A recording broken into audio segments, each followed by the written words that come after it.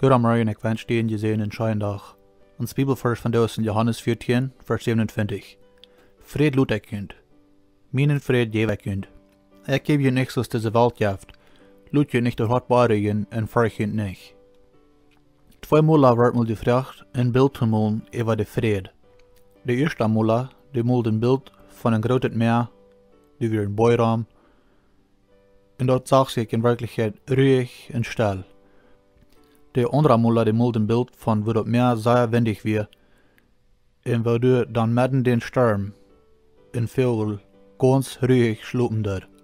Wanneer we nu dit beeld kijken dan gaan we zien dat in dat we grote troubles rammen zijn. Doch, wanneer we de ware vrede gaan met God, dan kan rammen zijn wat allemaal de wil zijn.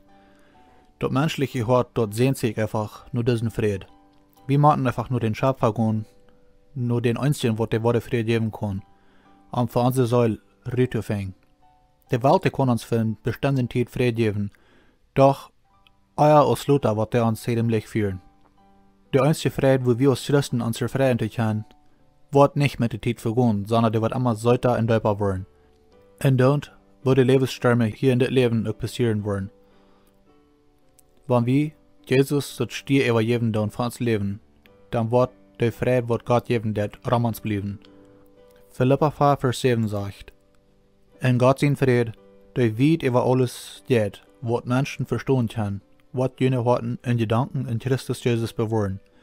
So ich würde jedermann zurufen, der den Friede mit Jesus noch nicht gefangen hat.